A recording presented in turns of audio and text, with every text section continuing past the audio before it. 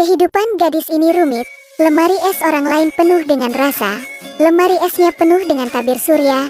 Tidak ada cara lain karena permintaannya sangat besar. Sebelum keluar rumah, tidak hanya tangan dan wajah, sudut mata, leher, semua kulit yang terpapar tidak boleh diabaikan. Akhirnya tekan semprotan tabir surya lagi seperti menyemprotkan hujan. Itu tidak cukup untuk menghabiskan sebotol sekaligus. Dia juga harus memakai topi bertepi lebar dan kacamata hitam, tapi dia berpakaian sangat cantik hanya untuk melewati toko daging babi berikutnya. Temukan pemiliknya untuk menimbang 4 pon darah babi. Setelah pulang untuk memasukkan darah babi ke dalam pers. Setelah menekan darah babi ke dalam air, meminumnya dalam satu tarikan. Wah, itu sangat menyenangkan dan ini adalah makanan sehari-harinya. Kimia jadi Sujin adalah seorang vampir yang telah hidup selama 500 tahun. Manusia hanya perlu digigit olehnya. Darahnya akan berubah menjadi batu rubi yang jernih. Tapi dia adalah vampir yang baik, dia sama sekali tidak ingin menyakiti manusia. Jadi bahkan setelah bekerja selama 500 tahun, tapi dia tidak punya tabungan. Bahkan membeli darah babi menggunakan kupon. Dia membuka toko rias untuk memenuhi kebutuhan. Tetapi sejak dibuka, itu tidak melakukan bisnis apapun. Apa? Tidak lama kemudian sang induk semang 3 kali lipat sewanya. Sangat sulit untuk ditinggali. Malam itu Sujin dalam perjalanan pulang hanya melewati Yongsik yang baru saja kembali dari Amerika. Dan tubuh Yongsik mengeluarkan aroma yang membuatnya tidak bisa menahan diri untuk tidak mengingat sahabatnya. Pada awalnya sahabatnya karena dia ingin bersama Sujin selamanya. Meminta Sujin untuk mengubahnya menjadi vampir. Hasilnya adalah dia tidak bisa menahan diri untuk menggigit sahabatnya sampai mati. Keesokan harinya ketika dia pergi bekerja, Sujin masih berpikir, apakah dia bisa melihatnya lagi dengan sangat baik. Tanpa diduga meminta permintaan, Yongsik muncul di pintu. Datang ke sini tidak ada tujuan lain selain untuk merias wajah. Dia melakukan wawancara di sore hari. Dan Sujin mencium aroma tubuh Yongsik di kepalanya, yang semuanya tentang adegan di mana sahabatnya sedang merias wajah. Pada saat itu dia sangat bersemangat sehingga dia ingin menggigit yang lain. Jadi Sujin hanya bisa menggunakan bola kapas untuk memasukkannya ke dalam lubang hidung. Tapi dia tidak bisa menahan tawa dan bola kapas jatuh. Mencium aromanya, dia tidak bisa menahannya. Sesaat, bola matanya berubah menjadi ungu. Tetapi ketika dia akan membuka mulutnya untuk menggigit, tiba-tiba pemilik rumah gemuk itu masuk. Ternyata dia adalah ibu Yongsik. Yongsik selalu ingin menjadi aktor, tapi dia memukulinya sampai mati.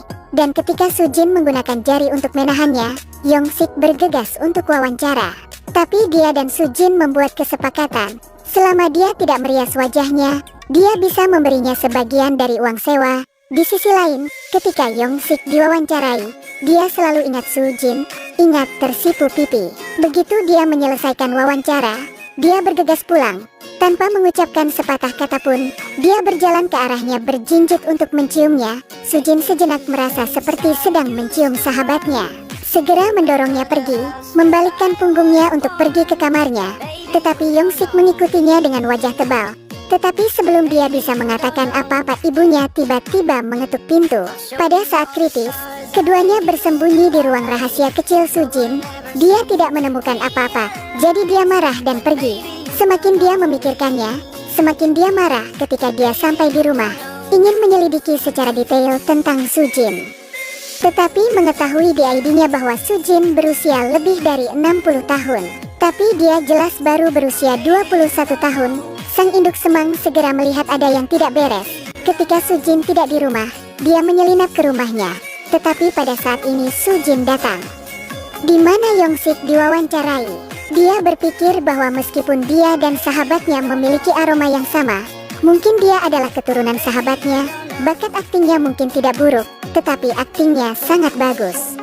Sedikit berlinang air mata, melihat dia datang ke Sujin, dia panik dan pergi. Dan pihak induk semang sekarang, melalui petunjuk, juga menemukan ruang rahasia Sujin, membuka kulkas. Bagian dalamnya penuh dengan tabir surya dan darah babi.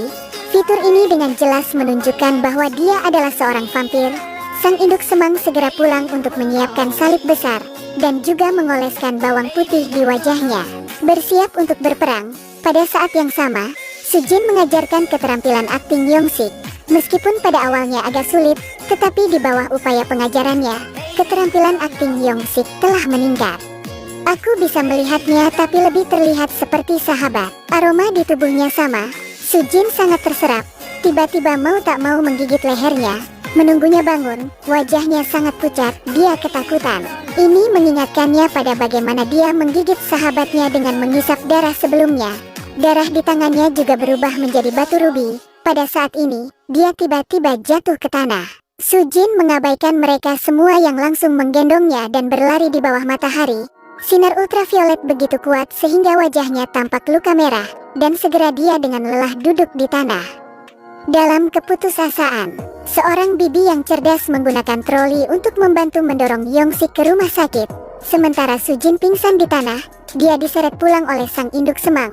Menyaksikan luka di wajah Sujin berangsur-angsur kembali normal, sang induk semang bangkit kembali. Buat niat yang berani.